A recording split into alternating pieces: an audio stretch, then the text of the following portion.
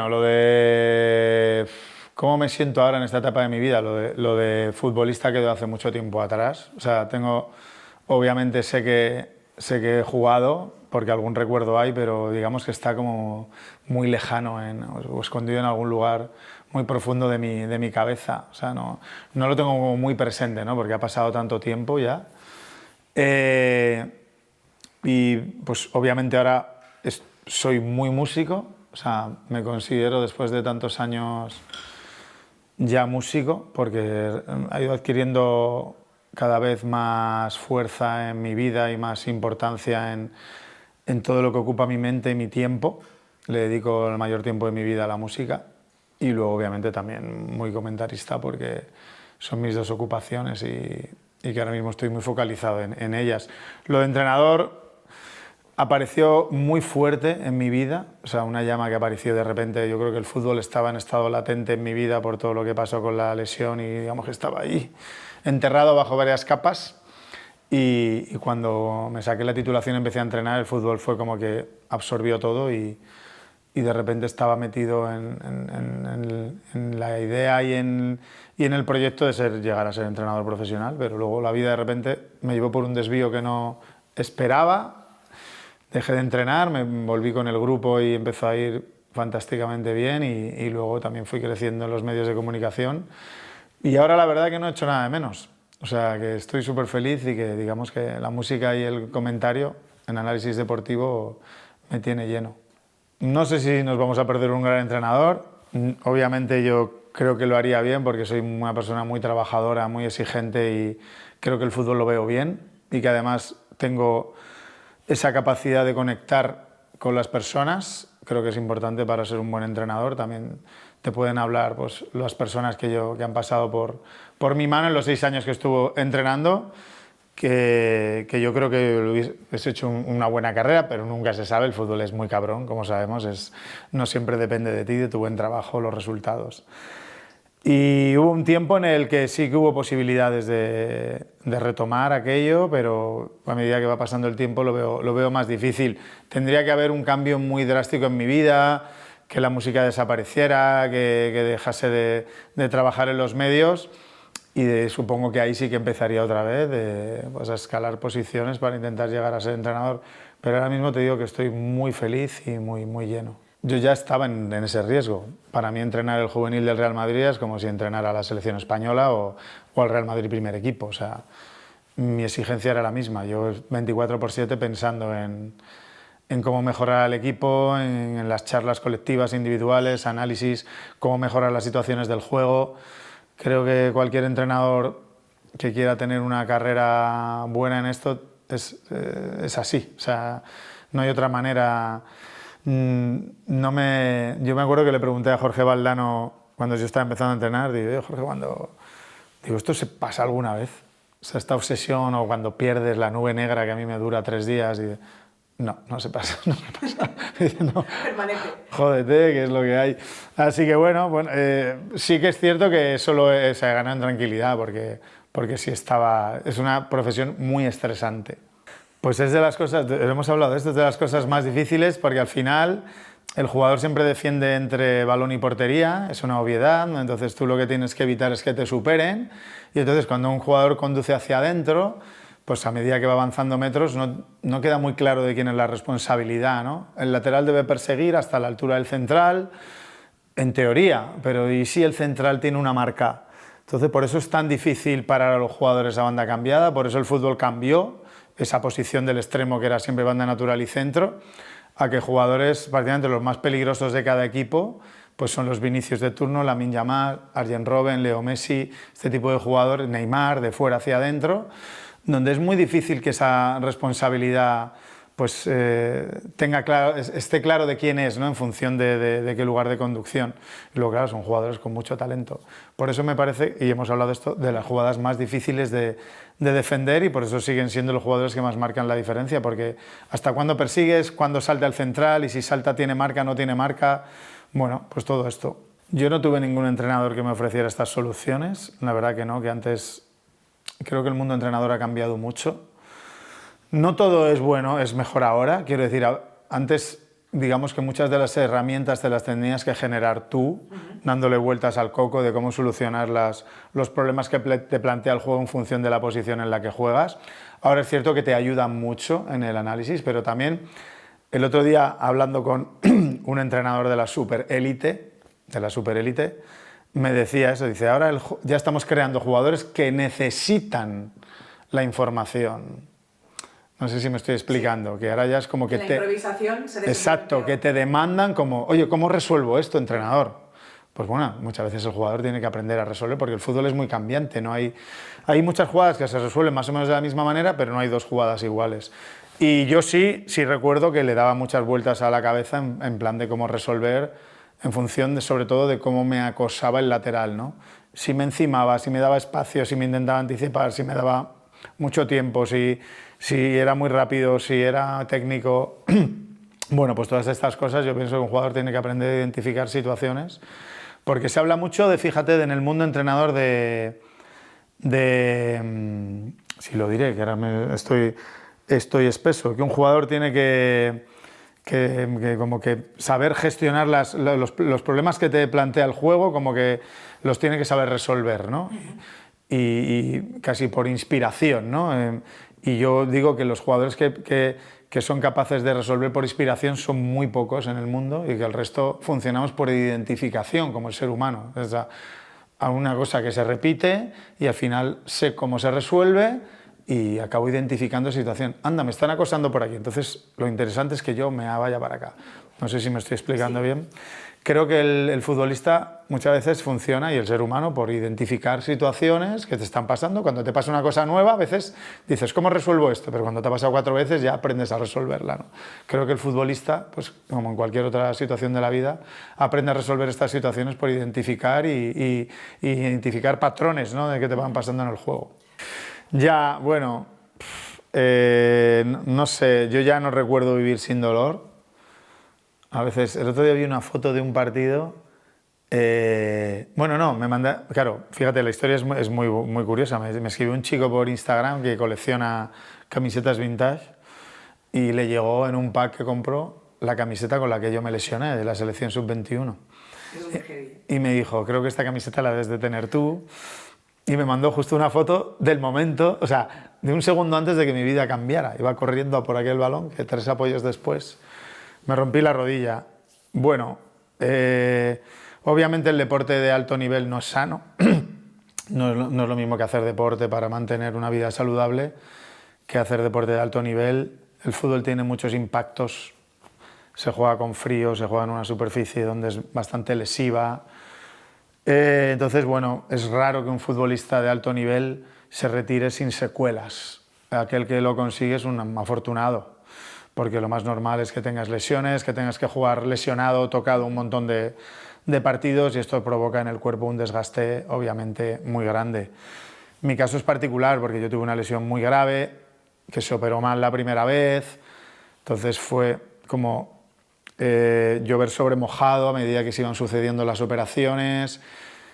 Yo forzaba para volver a jugar, entonces aquello pues tuvo una deriva peor aún y bueno, a medida que han ido pasando los años eso ha ido a peor. De hecho, hace nada, yo cuando me retiré, como me tiré prácticamente 5 años de mi vida en el fisio, de sol a sol, con 9 operaciones de por medio, posoperatorios, etcétera, etcétera, cuando me retiré dije, a tomar por culo. O sea, dije, la rodilla no me va a trastocar más la vida, o sea, va a estar conmigo, pero no le voy a hacer ni puto caso. Y lo he mantenido bastante fiel. Voy al fisio casi todos los días que puedo, y hago deporte para tener una vida más o menos funcional, poder ser un ser humano funcional. Pero digamos que no me ha causado tristezas, ¿no? A pesar de que me duele cada día. Hay días que me duele mucho, hay días que me duele poco. Me tiene que doler mucho para hacerle caso. El otro día fui a ver a un traumatólogo después de ya muchos años para ver si me podía mejorar un poco la calidad de vida. Me hice pruebas después de 1000 años otra vez y tal, y bueno, me dijeron lo que ya sabía, que tengo una rodilla hecha una auténtica mierda, que no me pueden hacer nada que me mejore mucho la vida. Me van a hacer algunos pinchazos de tal, que me pueden mejorar un poco la calidad, pero soy carne de prótesis cuando ya no aguante el dolor. Y me dijeron, dice, bueno, pues entiendo que tú teniendo una rodilla como tienes, te medicarás cada día. Pero yo no tomo nada. No tomo nada para el dolor. Y bueno, pues eso, porque yo creo que estoy tan acostumbrado, soy bastante burro, o sea, pero digamos que me tiene que doler mucho una cosa para quejarme, pero yo creo que porque estoy tan acostumbrado, me lesioné con 19, va a hacer casi 30 años que me lesioné y hace 30 años que vivo con dolor. Bueno, yo la verdad que desde que empecé a hacer este trabajo, y no lo hice de una manera premeditada, me centré mucho en lo que es el juego. Entonces, mucha gente me dice, oye, me encanta porque eres muy objetivo. Y yo le digo, no hay nada más subjetivo que mi trabajo, que es decir las cosas según a mí me parecen. O sea, al final intento hacer un ejercicio muy analítico de lo que estoy viendo, pero no dejo de dar mi percepción, ¿no? Me he dado cuenta que hay un porcentaje muy, muy, muy alto de los amantes del fútbol que realmente les interesa el juego. Y entonces por eso valoran mi trabajo, porque yo creo que yo intento por lo menos enriquecer, que alguien que esté en su casa viendo entienda los porqués de lo complejo que es de un deporte como el fútbol. Y luego sí, obviamente hay una minoría donde es el fanatismo, que únicamente ven su orilla del río, ¿no? Cada uno ve el río en función desde la orilla del que lo mira, pues este caso es así, ¿no? Entonces, bueno, pues a veces cuando coincide la opinión con alguien es que eres muy objetivo y cuando ya no coincide la opinión es que se te ven los colores, ¿no? Entonces, hay para todo. Hay gente que dice que soy un resentido del Real Madrid cuando digo alguna jugada, sobre todo con las jugadas polémicas, ¿no? Cuando dice, si hay alguna jugada polémica que digo que no es a favor del Real Madrid es que soy un resentido, y si digo que es a favor del Real Madrid, los del Barça o la Leti dicen que soy madridista. A mí me divierte mucho en realidad, porque es que la gente está fatal. O sea, la gente, pero bueno, el fútbol da cabida a la gente más racional y a la gente más irracional, ¿no? El fanatismo es así un poco. Yo creo que saca emociones que no saca y transforma a las personas, ¿no? Yo conozco amigos que son súper tranquilos y con el fútbol se vuelven locos y no ven otra cosa y no sé qué y tal. Y bueno, pero yo estoy más en la parte del juego. O sea, al final a mí lo que me interesa es por qué suceden las cosas, porque casi todo tiene una causa. Luego el fútbol tiene un porcentaje de misterio que es imposible de analizar, que por eso es tan maravilloso.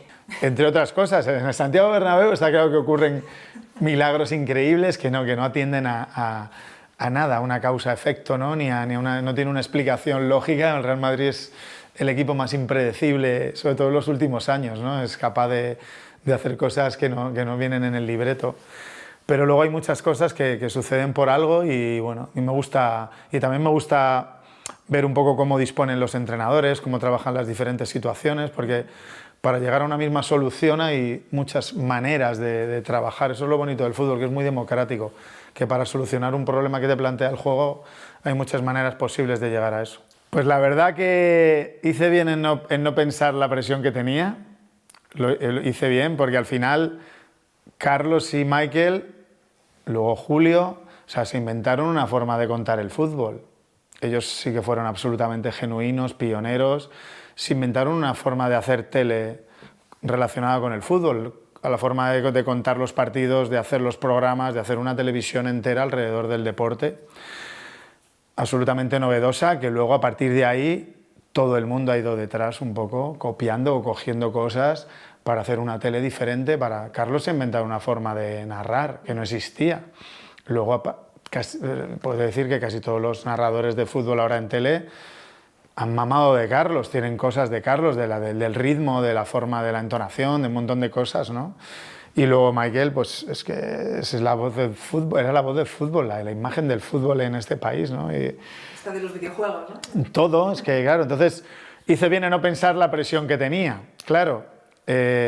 Y luego sería un error intentar hacer algo parecido. Yo, bueno, pues ya te digo que me salió de una forma natural el hecho de contar el fútbol de una forma más analítica y lo que sí me sorprendió mucho y agradecí, y de verdad que lo cuento, es el grupo humano que había, porque he tenido suerte, con excepciones en mi vida, porque en los diferentes ámbitos profesionales que he estado siempre he tenido grupos humanos magníficos, tanto en el fútbol, que mucha gente me pregunta, oye, un vestuario del Madrid, tal, digo, pues lo que yo he vivido es de gente de puta madre, o sea, que claro, el resto lo ve como estrellas, leyendas mundiales, y yo los veo como compañeros, amigos, muchos de ellos han pasado 3 décadas prácticamente, 25 años, y con el 80% de ellos tenemos una relación magnífica, cuando nos vemos es como si no hubiera pasado el tiempo, ¿no? Porque el vestuario une mucho.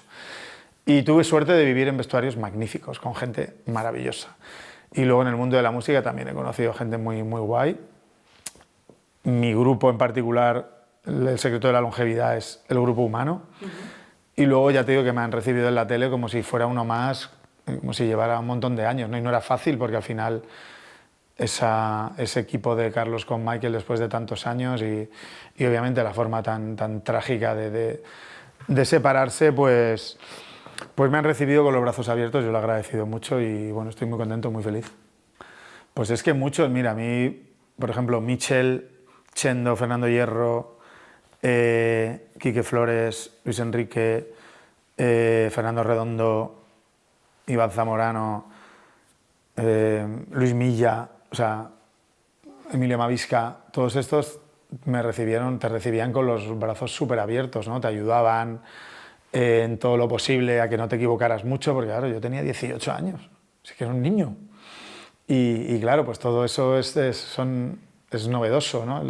Te cambia la vida de 3 semanas a una parte, pasas de ser un estudiante de Derecho y aspirante a futbolista a ser una estrella futbolística, social, ¿vale? Que eso es lo más duro, social, te condiciona la vida mucho, entonces pues te tienen que asesorar y quién mejor que alguien que ha estado en tu situación, que ha pasado por lo tuyo. Entonces yo viví un vestuario magnífico, obviamente con mis coetáneos, Raúl, Guti, que éramos uña y carne pues desde los juveniles, desde cadetes, y vivir eso prácticamente a la par en un mismo momento pues también une mucho, ¿no? Pero teníamos un grupo muy bueno, luego se fueron sumando, vino Pella, vino Davor, que con Pella sigo teniendo una relación extraordinaria, es un tío increíble, y bueno, muchos más que me dejo, ¿no? Yo tengo la fortuna con Roberto Carlos, sigo manteniendo una relación con Santi Solari, luego hemos coincidido y ya te digo, es como, eso une para siempre, o sea, aunque no te veas a menudo, cuando te ves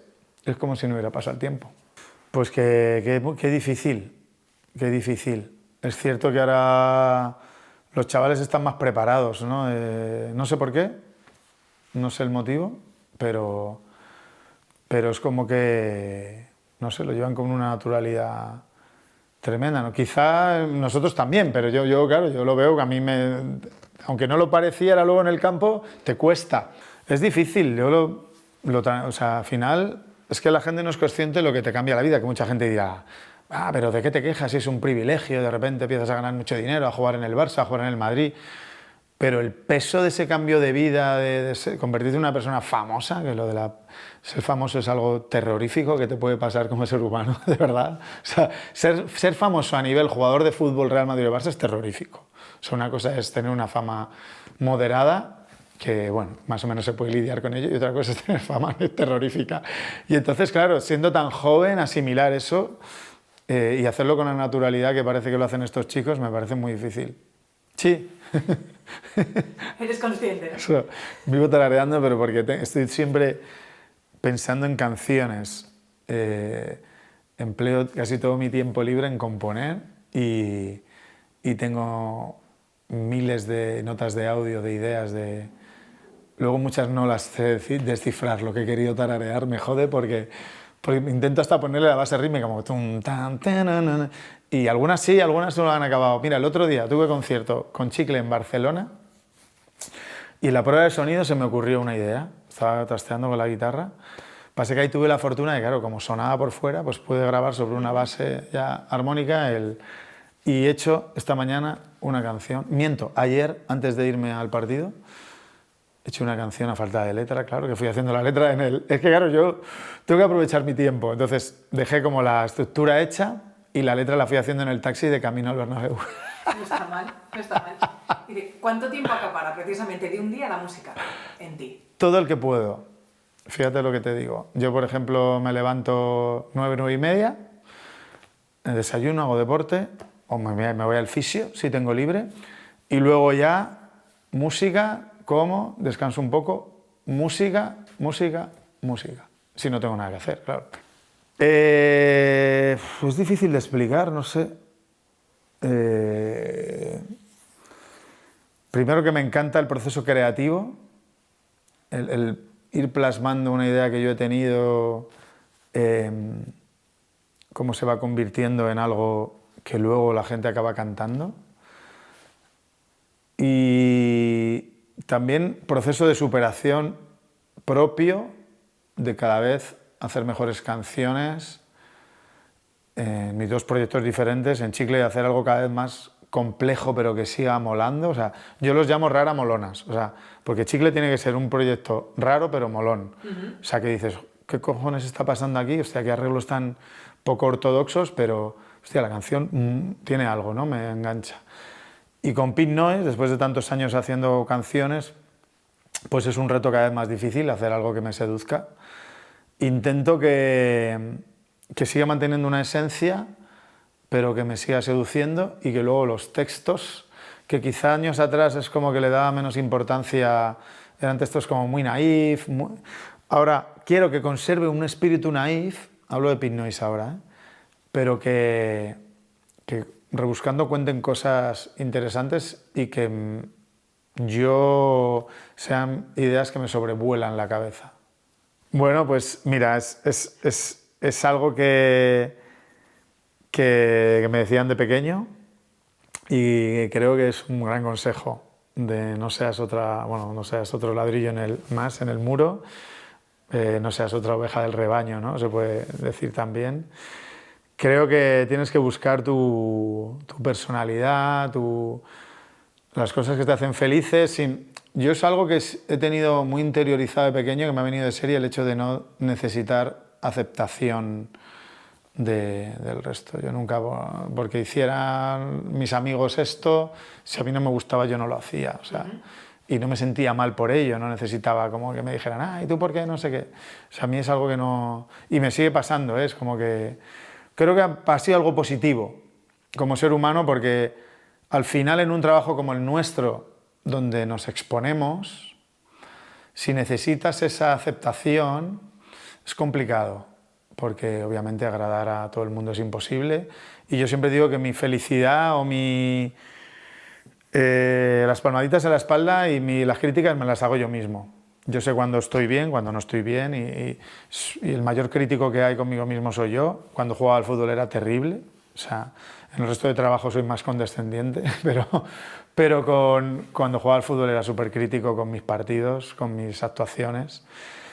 Y ahora también como músico, como músico también en los conciertos, ahora me exijo mucho a nivel de ejecución, de cantar, y por eso nunca he necesitado esa aceptación, y creo que es muy importante en la enseñanza de la gente joven eso, es decir, tu felicidad está en lo tuyo, en lo que a ti como tú te sientas satisfecho, en lo que te haga feliz, tu trabajo. No todas las personas somos tan diferentes en cuanto a los estímulos que necesitamos y que recibimos, llegamos a la felicidad por caminos tan diferentes.